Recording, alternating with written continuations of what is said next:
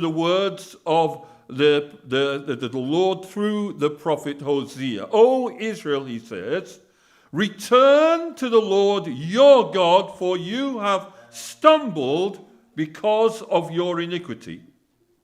Take words with you and return to the Lord. Say to him, take away all iniquity. Receive us graciously, for we will offer the sacrifices of our lips. Assyria shall not save us. We will not ride on horses, nor will we say any more to the work of our hands, you are our gods. For anew the fatherless finds mercy. True repentance. There are three elements here in true repentance. First of all, there is turning. Then there is, secondly, returning. And thirdly, there is the importance of words. You see, I make a distinction between turning and returning. For even people who do not espouse a faith at some time come to a realization that they are traveling in a wrong direction. Things aren't going well in their lives, and whether they believe in God or not, whether they have a faith or not, there are times in everyone's life where you kind of have to admit, this is not working. And so they turn. They make a decision in their own mind, this can't go on. I can't keep doing the same thing. It's just not happening for me. I need to make a change. But there is something more behind this, because just making a turn is not true repentance. Turning is not enough. You have to return to God. And you see, this is where so many people don't understand, and that's why they never get to where God wants them to be. They recognize something is wrong, but that's as far as they get. They've turned, but they refuse to return to God.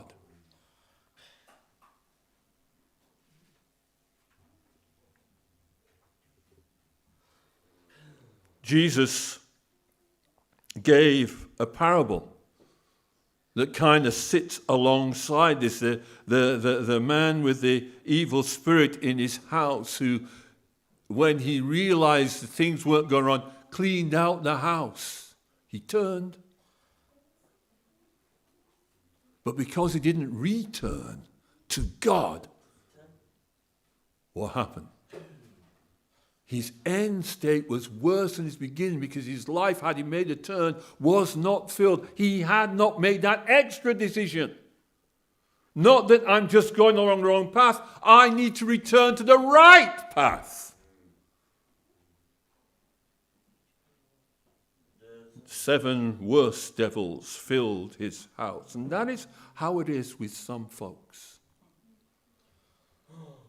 They do not realize that true repentance needs a turn, but a return. Throughout the whole of Hosea, this is what God has been saying to the people of Israel. This is what Hosea was saying to Gomer. Come back. Don't just stop doing what you're doing, but come back fully to God.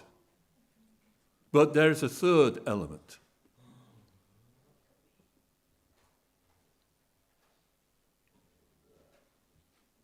Sometimes, when we do things that are wrong, even in our relationships, we do not understand the importance of words. A writer long ago said, sorry seems to be the hardest word. In this passage, we are to turn, we are to return, but the prophet says, take words with you. Because those words need to be spoken to fully acknowledge the mistakes that have been made. Sometimes it's not enough for us to say, well, God understands. Sometimes you need to be specific and to name it, to shame it. Take words with you. Say to him, take away all iniquity. Receive us graciously, for we will offer the sacrifices of our lips. As we often pray, may the words of our mouth and the meditations of our hearts be acceptable. Words matter. And what are some of the things that they had to specifically mention? Well, they're mentioned there in verse 3. Some of the issues that they had to recognize. We will not look to Assyria to save us. We will not ride on horses, nor will we say any more to the work of our hands, you are our God. In other words, they were looking for salvation in the wrong places. Political entities didn't have the answer. Strong armies didn't have the answer. Rejoicing in the work of their own hands and making idols of their work and their works didn't have the answer. And sometimes we too need to own that sometimes the first place we look to, rather than returning to God in true repentance, is excuses going to other individuals. Political systems to solve spiritual problems will never work.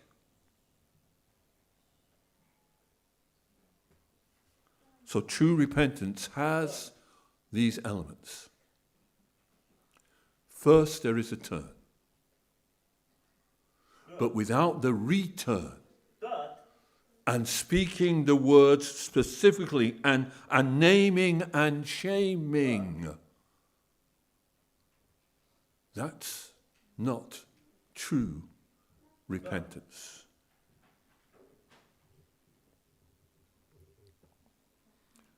Then we move to true restoration. You see, the thing is this.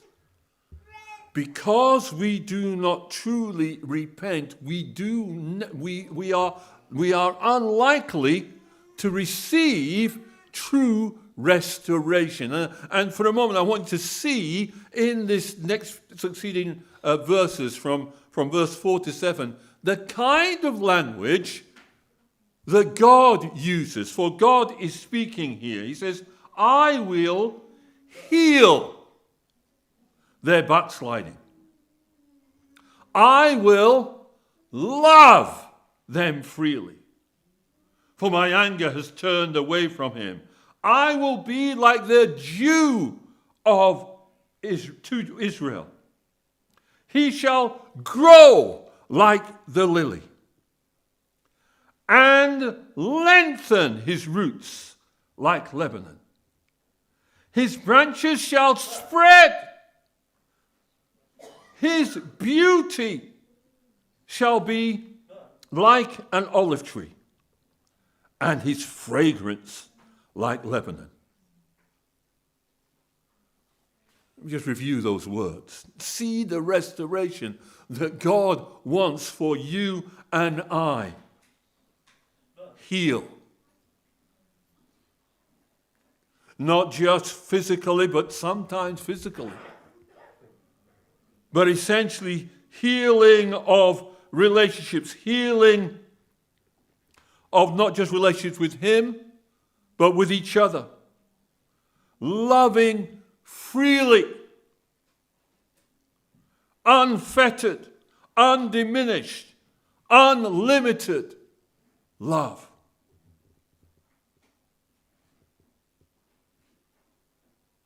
Dew,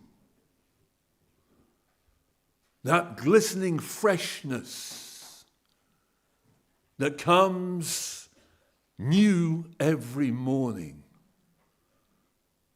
When you know you are accepted in the beloved. And then comes growth. Growth. Growth and deepening and strengthening and lengthening of those roots that go deep down as the relationship strengthens and spreads. And it's beauteous. It is a challenge that sometimes Christians can sometimes in their examples, in their demeanor, in their attitudes be ugly. The exact opposite of what is described here. His beauty shall be like an olive tree, and the fragrance, the permeating influence, the fragrance of Lebanon was famed in its day. But notice the next verse. Those who dwell under his shadow shall return. See, true restoration isn't just for you and me, it's for those, and he's very specific here, this is not capital H, under the shadow of the Almighty, as the psalmist says. This is talking about those who have been restored, those who have returned to the Lord in true repentance and have received from Him true restoration. They become agents of what God has given to them. Those who dwell under his shadow, under her shadow, shall return. So who are those that live under your shadow?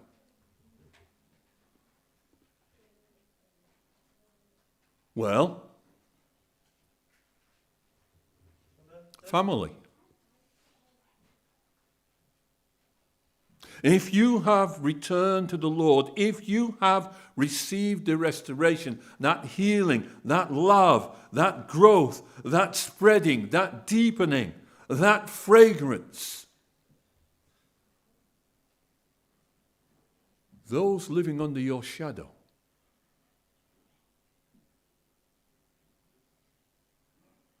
are they being blessed? Because they live under your shadow, under your sphere of influence, whether in your home, whether in your workplace, whether in your neighborhood, whether in our neighborhood here at Kingstanding. Those that live within the shadow, are they benefiting because of our restoration? And if not, is it because we have not ourselves been restored? You remember in the gospel the story of the storm, when they're on the boat and they're sailing across the Sea of Galilee, and out of nowhere the storm comes. And Jesus arises and as if it's nothing, simply speaks to the wind and the storm and says, hush.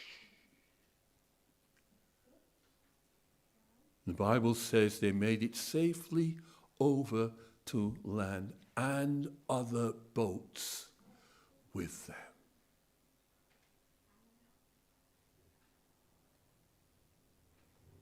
We spoke about it earlier.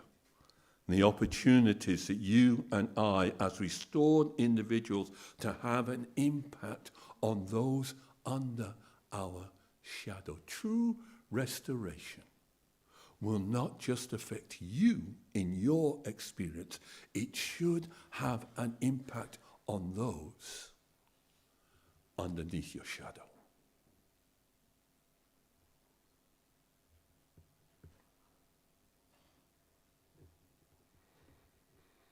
And they too, the verse concludes, will grow. They too, their scent shall be like the wine of Lebanon. In other words, they will be affected by your lifestyle, by your words, by your attitude, and they will replicate it. They will imitate it. They will follow it, and whatever benefits you derive from that restoration will be seen in them too.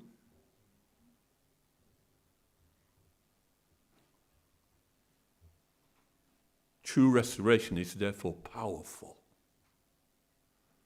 It will be visible.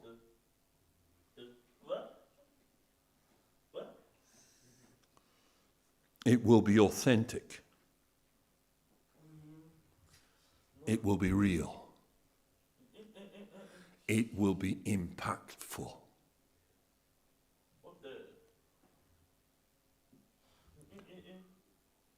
And then the chapter finishes with an appeal about true wisdom. See, when we arrive at that point where we have truly repented, come back to the Lord with the appropriate language, the appropriate actions, the appropriate words, when we begin to experience that true restoration, we arrive in verse 8 where we are able to say, "What have I to do any more with idols? I have heard and observed him. I am like a green cypress tree. Your fruit," we declare, "is found in me."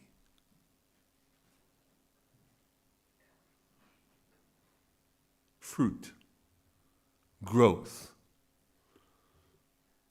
They are features of restoration. They are the outcome. There is a change not just in us, but in the impact that we have. So who is wise? Let him understand these things. Who is prudent? Let him know them.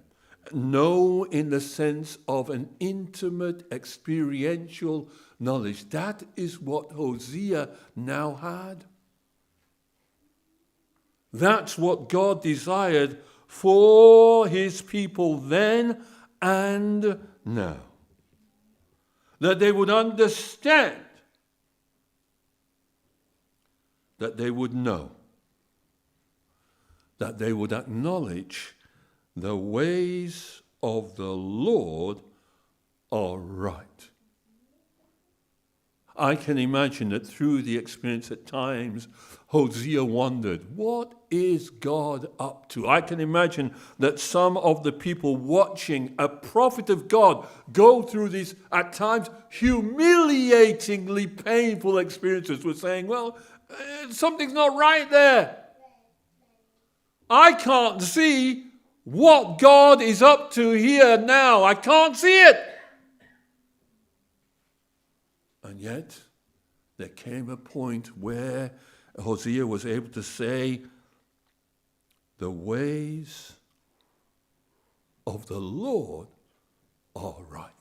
Just as the wise man would say that there is a way which seemeth right unto a man, but the ends thereof are the ways of death. Both are true. Sometimes what we think is wrong, or what we think is right, is wrong. And when we think God is wrong, he's right. But he's always right. It just sometimes takes us time to catch up with him. And sometimes we have to walk through and hold on tight because we can't see it. But we experientially reach out and say, I know that the ways of the Lord are righteous, and the righteous walk in them. In other words, these verses say there are some things you will understand. And the more you spend time in God's word, the more you spend time walking in his precepts, in his path, obeying his instruction, his guidance. There are things that you will understand more and more about how much he loves you, how much he wants to benefit you, how much he wants to restore your life. But there are always going to be some situations, there are always going to be some things that you wonder about. Because you're not God. Never will be. And at those points, you have to come to a settled realization, a settled acknowledgement. God, I don't know what you're up to. But because you're God, I'm going to trust you. God, I don't know how you are going to work this one out, but I'm going to stand on your promise to work it out. God, I do not fully experience your wisdom for this moment, but I acknowledge that you are always wise. In Proverbs, both in chapter 1 and verse 7 and chapter 9 and verse 10,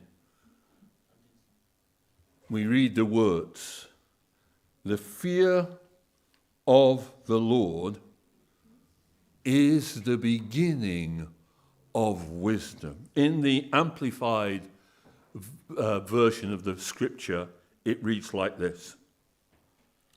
The reverent fear of the Lord, that is, worshipping him and regarding him as truly awesome, is the beginning and the preeminent part of wisdom.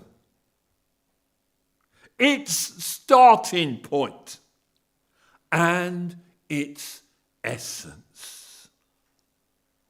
And the knowledge of the Holy One is understanding and spiritual insight. I like that unpacking.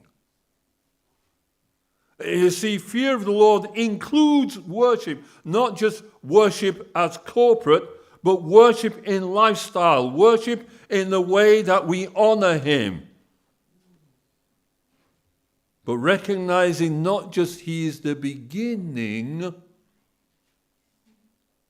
it is preeminent. Before all else, he is and must remain. True wisdom, therefore, acknowledges who God is, as well as what God has done. So I wonder today,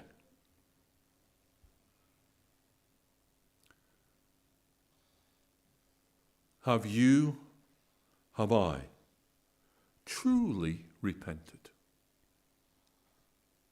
Or are we like the illustration I gave to the children? We've got the salt of sin, and we've tried to cover it with a layer of sugar.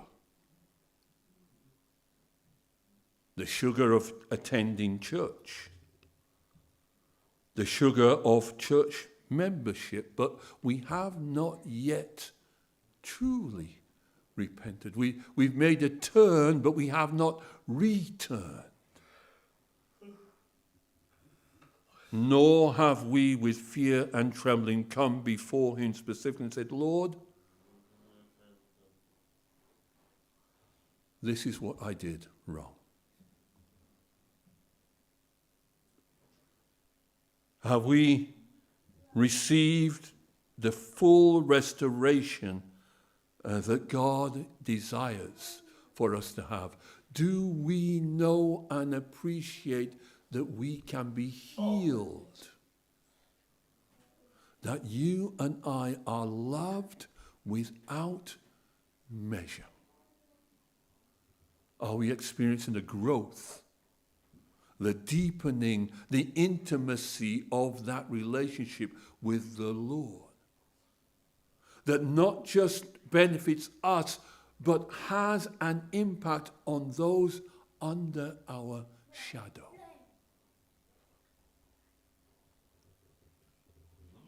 In the way in which we choose to live our lives, are we exhibiting the wisdom that says above, beyond, before all, God, you are God? And even when I cannot see the sun because of the tears of grief or the pain of separation or the confusion of the world in which we live, I choose to believe my best is yet to come as I follow your path, as you grant me more understanding. True repentance, true restoration, true wisdom await. The God that spoke this to and through Hosea to the people of Israel back then speaks to us today. Do you want a fuller, more vibrant, more effective, more impactful life with Jesus? The keys are there. True repentance, which leads to true restoration, which shows true wisdom. May that be mine. May that be ours, beginning now, as we stand on his promises. Amen.